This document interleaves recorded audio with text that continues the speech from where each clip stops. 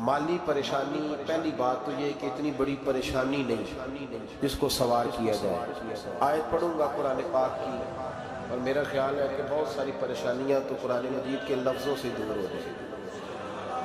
सूरह हूद है, उसकी आयत नंबर 6 है, 12वें सिपारे की पहली आयत है। क्या अंदाज है, और मेरे रब का कितना मन मोह लेने वाला और दिल को छू लेने वाला अंदाज है।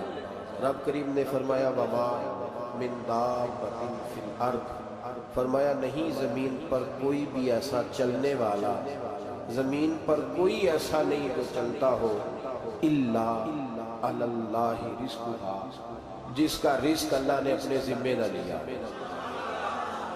ज़मीन पे कोई चलने वाला ऐसा नहीं जिसके रिस्क की जिम्मेदारी रब ने ली। जिम्मेदारी रिस्क किसकी है? बोल के बताएं, बोल किसकी जिम्मेदारी है जी? अल्लाह। देखें गौर फरमाएं, यहाँ मुफस्सिरीन ने एक बात लिखी है इस आयत के तहत कि फरमाया जो ज़मीन पे चलने वाला है उसका रिस्क अल्लाह के ज़िम्मे। फरमाते हैं कि ये अल्लाह ने हमारी अकल के मुताबिक हमसे बात की, वरना आसमानों में जितनी मखलूक है रिस्क उसका भी अल्लाह के ज़िम्मे है। यहाँ जो फिल अर्द के लफ्ज़ है ज़मीन पे, वो हमें समझाने के लिए कि तुमने तो सिर्फ ये दुनिया देखी है ना, तो जिसको तुमने देखा है वो सब खाते अल्लाह का दिया हुआ है। तो जो हमने देखा था, रब करीम ने उसके मुताबिक हमें समझा दिया। फरमाया कुछ तो तुमने देखे ही नहीं, चलो उनकी तुमसे बात नहीं करते, पर जो तुमने देखे हैं उन सब का रिस्क किसके जिम्मे है? अल्लाह के। मेरे रसूल करीम सैयद आलम सल्लल्लाहु तआला अलैहि वसल्लम कुरान मजीद की जब तर्जुमानी करते, वजाहत करते, तो महबूब पाक सल्लल्लाहु अलैहि वसल्लम भी कोई इश्काल रहने नहीं देते, कोई इश्काल नहीं रहने देते। मेरे महबूब करीम अलैहिस्सलातु सलाम ने फरमाया अल्लाह पे भरोसा रख के सवेरे निकल जाना रिस्क की तलाश में। किस पे भरोसा रखना है? निकलना तुम्हारे जिम्मे है। ये ना कहना कि घर बैठूंगा तो यही आएगा, निकलना तुम्हारी जिम्मेदारी है। जितनी जिम्मेदारी है वो पूरी करना। अल्लाह पे भरोसा करके निकल जाना तुम्हारी जिम्मेदारी है। रब का जिम्मा है तुम्हें रिस्क देना, वो जरूर तुम्हें रिस्क पहुंचाएगा। या रसूल अल्लाह सल्लल्लाहु अलैहि वसल्लम किस तरह पहुंचेगा? तो जरा हुजूर के लफ्जों का हुस्न भी देखिए। नबी पाक सल्लल्लाहु अलैहि वसल्लम ने फरमाया जिस तरह मौत तुम्हें ढूंढ लेती है ना कि तुम कहाँ मौजूद हो, जब वक्त आता है तो इंसान पाकिस्तान में हो तब भी आ जाता है, जद्दा में हो तब भी आ जाता है, मक्का में हो या मदीना तैयबा में, वक्त फिर भी आ जाता है। फरमाया जिस तरह मौत तुम जहां भी हो तुम तक पहुंच जाती है ना, इस तरह तुम्हारा रिस्क भी तुम जहां मौजूद होते हो अल्लाह वहां पहुंचा दे। तो या रसूल अल्लाह सल्लल्लाहु अलैहि वसल्लम किस अंदाज में? तो फरमाया निकल जाना तुम्हारी जिम्मेदारी है। फरमाया सवेरे परिंदे भी निकल जाते हैं, और शाम को जब लौटते हैं तो अल्लाह उन्हें पेट भर के रोज़ी अता फरमाता है।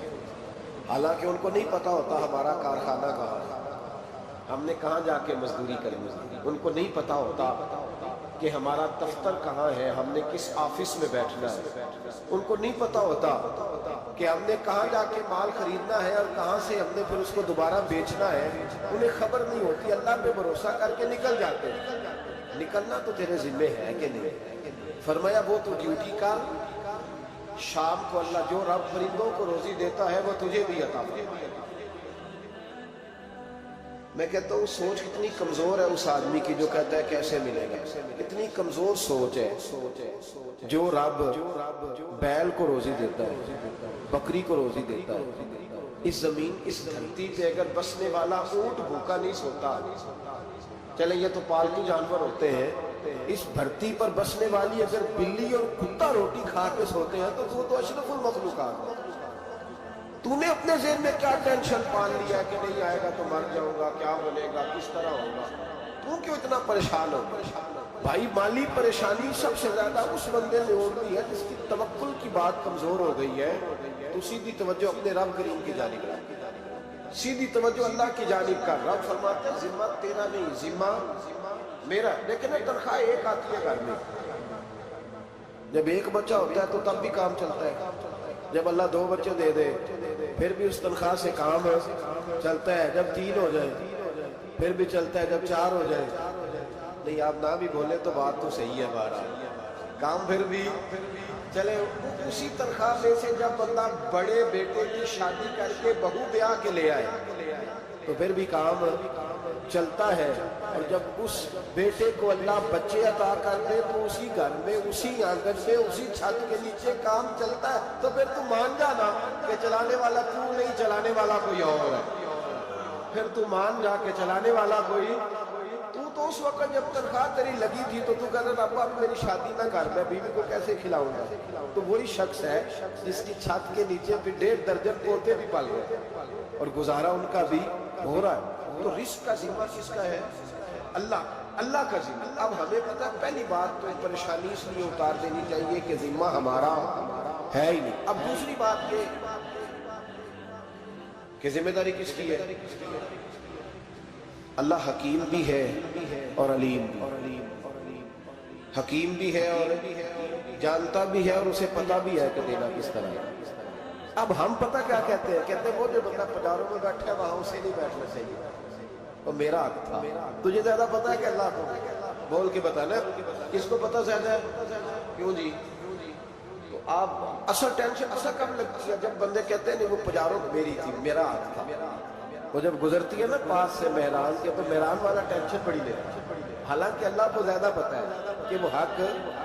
ایک بات اپنے ذہن میں یاد رکھ لے, رٹ لے کہ جو میرے لیے بہتر تھا میرے رب نے مجھے دے دیا. تو بات ختم ہو گئی. بس وصل اچھا ہے نا فراق اچھا ہے یار, جس حال میں رکھے وہی حال ہے. بس جو میرے حق میں بہتر تھا میرے رب نے مجھے. مسئلہ یہ ہے کہ تو اس پہ راضی ہونے کو تیار نہیں. حضرت علی کرم اللہ تعالیٰ وجہ الکریم نے میرے نبی پاک کی ایک حدیث بیان کی ہے, اور جناب علی جب یہ حدیث بیان کیا کرتے تھے تو حضرت مجاہد فرماتے ہیں یوں لگتا تھا کہ جیسے حضرت علی ہمیں ہر پریشانی سے نکال رہے. مولا علی شیر خدا رضی اللہ تعالیٰ عنہ فرماتے ہیں کہ مجھے میرے نبی پاک صلی اللہ علیہ وسلم نے ایک طریقہ دیا تھا ٹینشن فری ہونے کا. آپ فرماتے ہیں مجھے تو بڑا راس آیا ہے, تم بھی اگر کر لو گے تو تمہیں بھی فائدہ دے گا. اب وہ کیا؟ حضرت علی کہنے لگے محبوب علیہ السلام نے فرمایا تھا لوگوں تم اللہ کے دیوں میں تھوڑے رزق پہ راضی ہو جاؤ, وہ تمہاری تھوڑی عبادت سے تم سے راضی ہو جائے گا.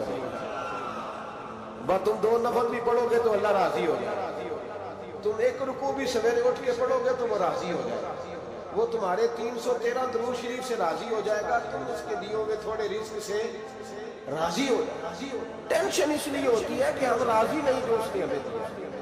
وہ حالم مزید کی جو دوڑ ہے نا, حالم مزید کی بے قدرہ کوئی قدر نہ جاتی کیتی خوب تسلی ہو دنیا دار جاری زرد کتیاں دے گل ٹلی ہو بک بک روشن اکھیاں تکیو ویک حویلی کلی ہو تے کوچ نصیر اساں جد کیتی پہ جانی تھر تھلی ہو. تو یاد رکھے یہ جو ہے نا مصیبت کے مال آت کو نراب وہ سامنے والا فلاٹ میرے گھر کے سامنے ہے گھر کے سامنے پر رجسٹری میرے نام کی ہے. یہ مصیبت سانس نہیں لینے دیتی ہے. موٹر سائیکل کھڑی کرتا ہے نا جب آ کے دکان سے روٹی کھانے آتا ہے, دفتر سے گھر آتا ہے, کاروبار سے آتا ہے, تو جہاں موٹر سائیکل کھڑی کرتا ہے وہ ٹینشن بڑی ہے کہ کبھی میری ہو جائے نا یہ بن جائے تو میں یہاں بھی بورڈ لگاؤں اپنے نام. اس نے مالی پریشانی پیدا کی. تو کس حال میں ہے کیونکہ تو نے اپنا یہ حال خود نہیں بنایا. جس نے بنایا ہے وہ بڑا بہتر جانتا تھا کہ تو اسی حال میں اسے اچھا لگے. تو اسے اسی حال میں ایک بزرگ تھے تو ان کی طبیعت بڑی علیل ہو گئی, بیمار ہو گئے تو اللہ نے آزمائش دی تو کیڑے پڑ گئے. ایک کیڑا یہاں سے کھا رہا تھا, اللہ والے بڑے راضی رہتے ہیں اس کی رضا. تو کیڑا یہاں کھا رہا تھا تو نیچے گر گیا تو بابا جی نے اٹھا کے پھر وہاں رکھ لیا. کہنے لگے جب اس نے تیری ڈیوٹی مجھے کھانے کی لگائی ہے تو میں اس بات پہ راضی ہوں تو نیچے کیوں گرتا ہے. بٹ ٹھیک ہے کھا, جب اس نے تجھے ڈیوٹی جو تیری لگائی. سالبہ بن عبد الرحمن ایک صحابی تھے. سالبہ نبی پاک صلی اللہ علیہ وسلم کی خدمت میں آئے, کہنے لگے یا رسول اللہ صلی اللہ علیہ وسلم غربت بڑی ہے, میرے لیے دعا کریں اللہ زیادہ مال دے. تو محبوب صلی اللہ علیہ وسلم سے فرمایا تو جس حال میں اچھا ہے وہ تیرے لیے بہتر ہے, اس میں تو ہے وہی حال تیرے لیے. مشکل ہے نا یہ جواب. کہتے پیر صاحب فلان جگہ سے تویز آیا وہاں تو بارے نے آرے ہو گئے تو آپ کے ہاں. تو میں کہتا ہوں یہ تویز دینے والا اگر تویز دے کے امیر بناتا ہے تو پہلے خود کیوں نہیں بنتا. یہ خود تو 150 کا طویل بیچ رہا ہے، اپنی بیچارے کی حالت یہ ہے۔ اگر اتنا ہی طویل اس کا چلتا ہوتا تو پہلے 5 جو پجاروں اس کے دروازے پہ کھڑی ہوتی۔ عجیب چکر ہے اور عجیب جگہ لوگ الجھ گئے، سمجھتے ہی نہیں بات کو۔ یا رسول اللہ صلی اللہ علیہ وسلم دعا کر دے تو معبود نے کیا فرمایا؟ فرمایا تو جس حال میں ہے نا وہ حال تیرے لیے بہتر ہے، اسی میں رہ۔ کہ نہیں حضور دعا کر۔ فرمایا سال بعد تو باز آ جا، حضور دعا کری۔ فرمایا تو باز آ جا، 2-3 دفعہ کا ضد کی۔ محبوب نے فرمایا جا پھر اللہ تجھے زیادہ پیسے دے گا۔ چند بکریاں خریدی، اتنی برکت ہوئی کہ بکریوں کے ریوڑ بن گئے۔ پھر کچھ بکریاں بیچ کے گائے خرید، ان کے بھی ریوڑ ہو۔ پھر کچھ اونٹنیاں لے لی، ریوڑ ہی ریوڑ۔ پہلے 5 وقت مسجد میں آتے تھے، اب فجر اور عشاء رہ گئی۔ پھر مال زیادہ ہوا تو مدینے شہر میں کوئی جگہ ہی نہیں، مدینے سے باہر حویلی خریدی، پھر جمعہ ہی رہ گئے۔ جمعے کے جمعے آتے، زکوٰۃ کا حکم آیا۔ میرے نبی کریم علیہ السلام نے حضرت ابو ہریرہ کو بھیجا، فرمایا جا اسے کہہ تیری زکوٰۃ بنتی ہے 2.5%۔ 10 کروڑ روپیہ ہو تو کتنی زکوٰۃ بنتی ہے؟ بھئی 1 کروڑ کی 2.5 لاکھ ہوئی، 10 کروڑ کی کتنی ہوئی؟ تو بڑی مصیبت ہے جب بینک سے میسج آتا ہے نا کہ 25 لاکھ نکل گیا تیرے اکاؤنٹ سے، بہت بڑی مصیبت، بڑی ٹینشن ہو رہی۔ ایک صاحب میرے پاس آئے، ان کی زمین اچانک مہنگی ہو گئی، اچانک پہلے کچھ 15-16 لاکھ کی ایکڑ زمین تھی، پھر وہ کروڑ کی ہو گئی۔ تو میرے پاس آئے، کہنے لگے وہ 10 کروڑ روپے بنتے ہیں تو زکوٰۃ، تو میں نے کہا آپ نے کیا کیا ہے؟ سر یہ زمین پہ عشر آتا ہے، اس پہ زکوٰۃ نہیں آتی، تو آپ نے کیا کیا؟ کہنے لگے وہ کچھ سوسائٹی کے رول کے مطابق میں نے فائلیں وغیرہ لے لی ہے، اب میں نا کبھی موقع آئے گا تو ان کو بیچوں گا۔ تو میں نے کہا اب تو آپ کا یہ مال ہو گیا بزنس کا، اب تو اس پہ زکوٰۃ آئے گی۔ 10 کروڑ پہ جب 25 لاکھ سنا سکھانے لگے، فوراً دینی پڑتی ہے کہ تھوڑی تھوڑی سے بھی کام چل جاتا ہے؟ تو میں ان کا چہرہ دیکھنے لگا، میں نے کہا نہیں وہ تو آپ کو پتہ ہے، ویسے حضرت عمر فرمایا کرتے تھے بانٹ کے نہ دو، کوشش کرو کسی ایک کوئی دو، چلو کسی کا تو کچھ بچ جائے، تو ایک کوئی دینی چاہیے۔ کہنے لگے تو مطلب یہ ایسا ہی حکم ہے؟ میں نے کہا آپ کسی اور سے تحقیق کر دیں۔ اب یہ بھائی لیتے وقت نہیں تجھے ٹینشن ہوئی کہ 15 لاکھ کا کروڑ ہو گیا، تو اس وقت کبھی تو نے کہا کہ یا اللہ تو یہ کیسی سوچ ہے مسلمان، کس طرح کا اس کا؟ ہمارے ہاں جب کسی آدمی پہ حالات خراب ہوتے ہیں نا تو سب سے پہلے وہ اس طرح کرتا ہے کہ جو میں کہیں اللہ کے راستے میں دیتا ہوں پہلے اسے بند کروں۔ جس راستے تجھے آ رہا تھا پہلے تو نے وہ راستہ بلاک کیا۔ حضرت اسماء بنت ابی بکر صدیق کہتی ہے میں حضور کو مسجد کے لیے، ادارے کے لیے، اصحاب صفہ کے لیے کچھ دے رہی تھی، تو میں نے گننا شروع کیا تو حضور مسکرانے لگے۔ حضور مسکراتے کیوں ہیں؟ تو فرمانے لگی، محبوب فرمانے لگے اسماء اللہ کے راستے میں گن گن کے نہ دیا، ورنہ وہ بھی تجھے گن گن کے دے گا، تو اس کے راستے میں بے حساب دے، وہ بھی تجھے بے حساب ہی عطا فرمائے گا۔ لیکن پہلے یہ والا پہلے دروازہ بند کرو، یہاں سے پیسے ختم ہو رہے ہیں، تو اس طرح کرنا بھائی۔ اس دفعہ سود ذرا گرمیوں والے نہ خرید، لیکن جو تو اللہ کے راستے میں دے رہا ہے اسے دیتا رہے، لیکن ہم اپنا نقصان زیادتی کرتے ہیں اپنے ساتھ۔ میں نے آپ کو پہلے بھی بتایا تھا پیار کی بولی ہے، پھر بولتا ہوں۔ ایک بڑے بڑے پیار والے دوست ہیں، ایک دفعہ مجھے کہنے لگے کہ آپ کئی دفعہ اعلان کرتے ہیں تو مجھے اچھا نہیں لگتا، اور آپ ادارہ بھی بہت زیادہ بننے والا ہے، بڑی چیزیں میں دیکھتا ہوں جو ہوں تو بڑا نظام اچھا ہو جائے، آپ دعا کریں اللہ مجھے پیسے دے تو میں بڑے سارے خرچ کروں اس کے راستے۔ تو میں نے کہا یا اللہ اسے 10 کروڑ دے، یہ 9.5 کروڑ تیرے راستے میں دے دے۔ تو چپ کر گیا، جس طرح آپ نہیں کر گئے سارے، چپ کر گیا وہ بھی۔ اس نے کہا جی نہیں جی انشاءاللہ کریں گے۔ تو میں کیا پلیا جی دعا پہ ہوتی ہے، ابھی تو وہ آئیں گے تو تب دیکھی جائے گی، تو یہیں اڑ گیا۔ یعنی 9.5 کروڑ اللہ کے راستے میں خرچ کرنے کی دعا پہ بھی آمین کوئی نہیں کہہ کہ چلو آمین نہیں کہہ دے۔ تو میں کہا تینوں تے 50 لاکھ بچتا سی پیا، لیکن تو اس سودے پہ تیار ہے۔ جب یہ سوچ ہوتی ہے، یہ غلط سوچ ہے، یہ بات تو اگر تو مسکرانے والی، لیکن یہ سوچ صحیح نہیں ہے۔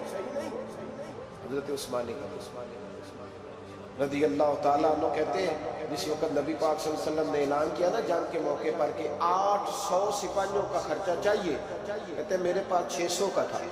یہاں ایک روایت میں حضور نے 1000 کا اعلان کیا تو میرے پاس 800 کا تھا۔ جب 2-3 دفعہ نبی پاک نے اعلان کیا تو کہتے ہیں میں نے کھڑے ہو کے کہا یا رسول اللہ پورا 800 میری طرف سے۔ کہتے میں نے 200 سپاہی کا خرچہ ادھار اٹھایا لیکن پورے 2 مہینے نہیں گزرے تھے، رب کریم نے مجھے کئی گنا کر کے پیسے واپس کرے۔ اور بات تو یہ ہے کہ تیری وہاں لو لگی ہو، تو تجارت کرتا ہے ان لوگوں کے ساتھ جو کیا دے سکتا ہے۔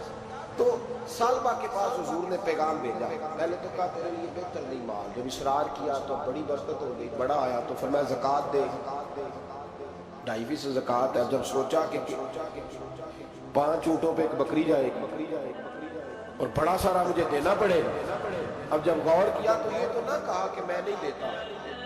حضرت ابو ہریرہ سے کہنے لگے نبی کریم علیہ السلام کی خدمت میں عرض کرنا کہ میں خود آؤں گا۔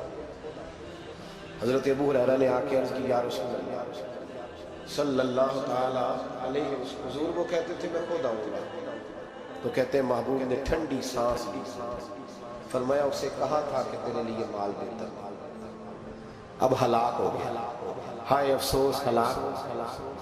ان کو بھی تھوڑی دیر کے بعد احساس ہوا یہ میں نے کیا کیا، نبی پاک کو کہہ دیا نہیں ہے، حضور کو کہہ دیا بعد میں آؤں گا۔ اب دوڑے آئے، عرض کی حضور میں سارا کچھ لے کے آئے ہوں، قبول کر لیں۔ محبوب نے فرمایا گویا بلال حبشی کی خشک کھجور بھی قبول ہے، اور صہیب رومی ایک اٹی باندھ کی لائے تو وہ بھی قبول ہے، اور عمار بن یاسر اور مصعب بن عمیر اگر 2 دینار دے جائیں اور کوئی پرانا جوڑا کسی سپاہی کے لیے چھوڑ جائے تو وہ بھی قبول ہے، لیکن تو اپنا لاکھوں لے کے چلا جا، تیرا کوئی نہیں قبول، معاف کر دے۔ فرمایا جا معاف کیا، پر پیسے لے کے نہ آنا۔ اگلے سال پھر آئے، بندے ہوئے ہاتھ، محبوبہ میں دولت کا کیا کروں، آگ لگا لی ہے، قبول کر لے، پر میں تو لے جا، تیرا نہیں قبول۔ گرا جو ان کی نگاہ سے وہ سنبھل نہیں۔ حضور نے وصال ظاہری کیا تو جناب صدیق اکبر کے پاس آئے، لاکھوں کا مال، ابو بکر قبول کر لو، تو جناب صدیق اکبر کہنے لگے اس کا کر لو جس کا نبی نے نہیں کیا، چل جا، کوئی نہیں چاہیے۔ حضرت عمر کے زمانے میں قحط پڑ گیا، بارشیں نہیں ہوتی، غلہ نہیں ملتا، حالات خراب ہے، مالی طور پہ بحران آ گیا، غربتیں، مجبوریاں، تکلیفیں، آ کے روئے، عمر میرا قبول کر لو، مجھے معافی تو مل گئی تھی نا۔ فرمایا معافی اپنی جگہ پہ، اور جس کا مصطفیٰ نہیں قبول نہیں۔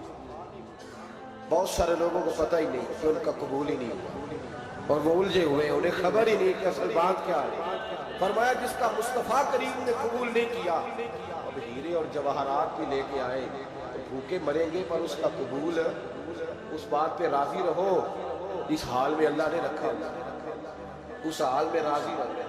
مجھے مصیبت ہے نا دیکھنی کہ وہ بھی میرے پاس، تمہیں کیا پتا، کبھی پوچھ تو صحیح اس سے وہ کس مصیبت کا شکار ہے جو مالی طور پہ بڑا امیر ہے، تو اس کی طرف دیکھ کے اپنا دل برا کرتا ہے۔ بس جس حال میں رب نے رکھا ہے اس حال میں رہ۔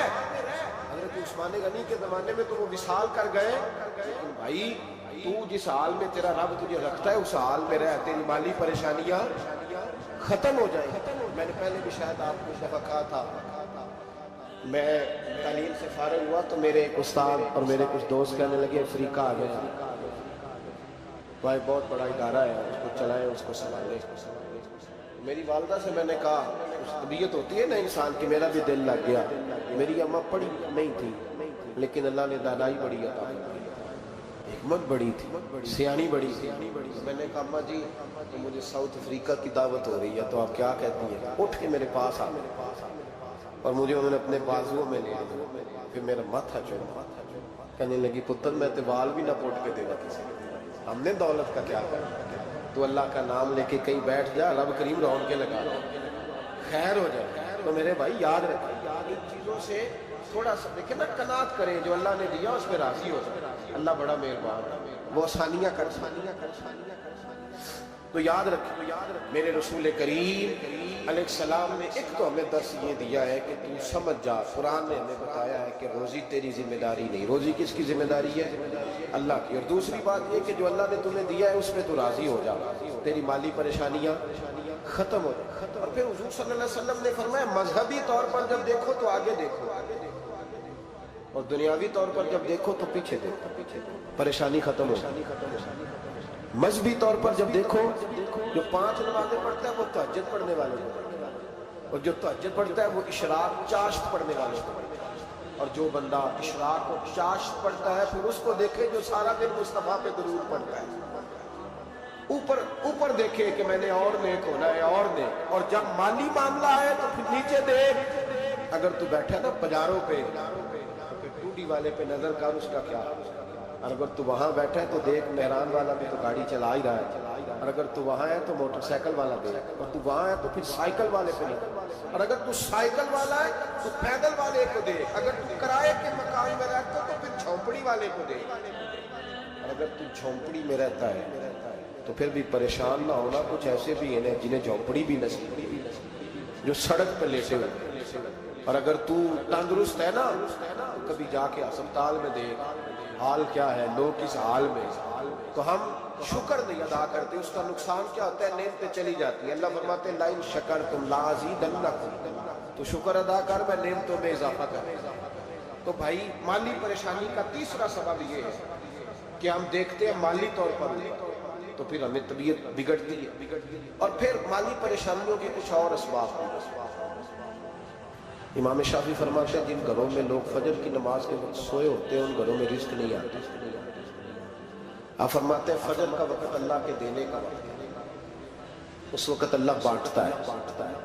حضور صلی اللہ علیہ وسلم کا فرمان ہے نا حدیث میں کہ تہجد کے وقت اللہ پہلے آسمان پہ نزول جلال فرماتا ہے جو اس کی شان کے لائق ہے تہجد کے وقت، اور وہ کہتا ہے مانگو میں تمہیں عطا کروں گا۔ لینے کی باری آئے تو بندہ سمیٹ سماٹ کے اندر گھس جائے۔ ہمارے ہاں یہ ہوتا ہے کہ عشاء کے بعد بچے بیٹھتے ہیں موبائل لے کر، تہجد کا وقت آتا ہے تو ان کی آنکھیں بند ہونی شروع ہوتی ہیں، تو لینے کے وقت تو سویا تھا، ذرا مسئلہ کیسے آ گیا؟ بھائی جب کوئی آدمی خیرات بانٹ رہا ہو تو جو پیالہ پیچھے کر لے اسے ملے گا؟ کہتے اس وقت آنا جب میں بانٹ رہا تھا، اب تو کدھر آ گیا ہے؟ مثال دے رہا۔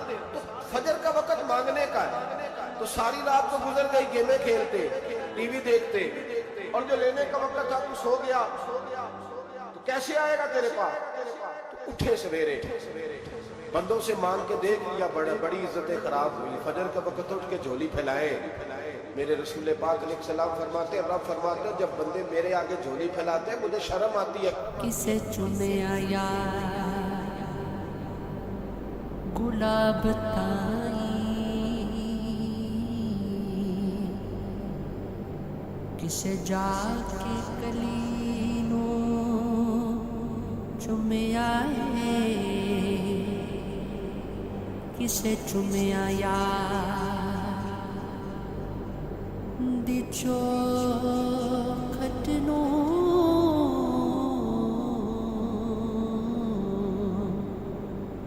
کسے جا کے گلی نو چومے آئے، کسے چومیا حاکم